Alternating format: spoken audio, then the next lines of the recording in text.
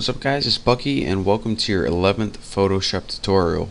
And I know I haven't made Photoshop tutorials in quite some time, but guess what? I'm making them now, so take it easy. In this tutorial we're going to be going over something called filters. And before I do that, let me just tell you guys what just happened to me.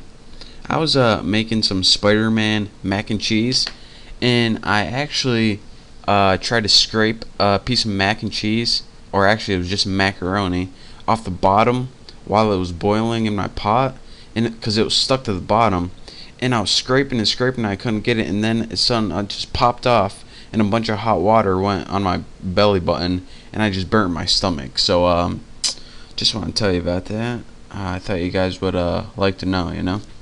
And let me ask you this before we get started. Do you think like the shapes like Spider-Man and SpongeBob macaroni and cheese taste better than just the noodles? Because I do. I really think they do. But anyways, to our tutorial. Like I said, in this tutorial we're going to be going over something called filters. Now what a filter is, if you go ahead and select a layer, it's pretty much a special effect or something like that that you can add to an image. Now filters got their name because people who use filming stuff like what's it called, people who hold camcorders, I don't know, whoever hold a camcorder, you can put a filter over the lens to like change the color or something like that.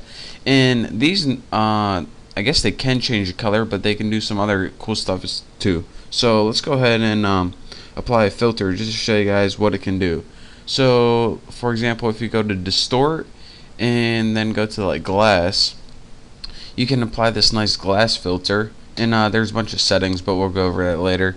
And as you can see now, my image has a new kind of looks like foggy little church glass. Or you can apply another one like filter, stylize, where you at, glowing edges, and this gives it kind of a 3D, not 3D, a retro looking glow. And this is how you can apply filters to your image. But you usually don't want to do this, and a lot of people don't know there's something called a smart filter. Now the problem with this, what we just did, I mean they look how we want them to look, and we can edit the different settings, but whenever we want to edit the filters, it's really confusing to do. And anytime we want to edit one that we did in the past, we have to go edit, undo, edit, step backward, and yada yada yada. We don't really have a lot of control over the filters. So if we want to have more control over the filters, what we need to do is turn this layer into a smart object so we can apply smart filters to it. And this will pretty much give us complete control over every filter, and this is the only way to do this. So that's how I'm going to start you guys out, teaching you about filters, because that's how you should apply all your filters, unless you know it's going to be permanent, one-time deal, but usually you don't. So here's what you do.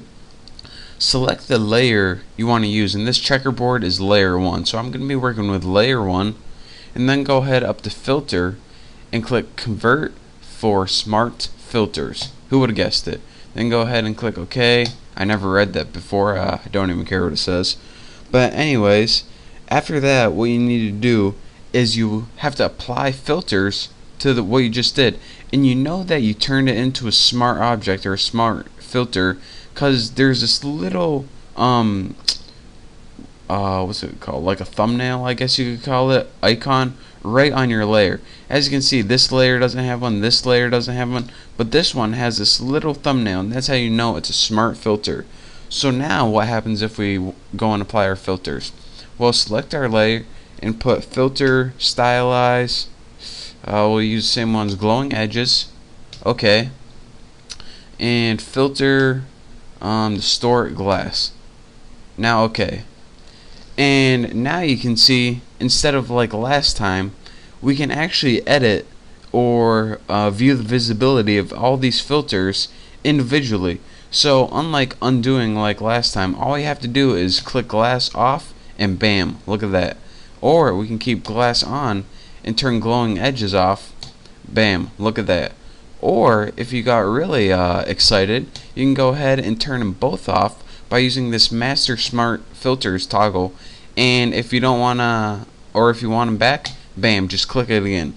So that's a way where you can do that, and you didn't have that control before by just applying a naked filter right to your layer.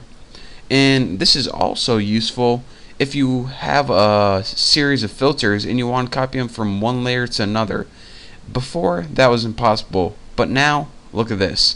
Let's go ahead and bring up our cow layer. I got my 3 cows right there. Looking good, cows. Looking good. WTF is this thing, though, right in the chest. It's like a bulge popping up. You preggy? Preggy cow? Anyways, anytime you want to copy a set of filters to another layer, all you have to do is select the filters right here. Well, you don't select them. Actually, you hold down Alt on your keyboard. If you got a Mac, I don't know, probably the Apple sign. Probably not. I have no idea. What you need to do is hold down Alt, hopefully you're working with Windows, and grab your filter using the left mouse button, which is the regular mouse button, and go ahead and just drag that. Oh, I forgot one thing. Anytime you want to copy filters to another layer, what you need to do is turn that layer into a smart object before. So go ahead and click on layer 2 and click filter, convert for smart filters. Now this cow layer is ready for smart filters. Now you can go ahead and hold down Alt on your keyboard and go ahead and drag those filters over to layer 2. Now look at that. Bam. If we do this, we now got all of our filters on our layer 2, the cow layer. So how awesome is that? And again, just like the other ones, we can turn off the glass. Not bad. Turn off the glowing edges. Not bad. Or turn off them all. So that is like an incredibly easy way to use filters using smart filters.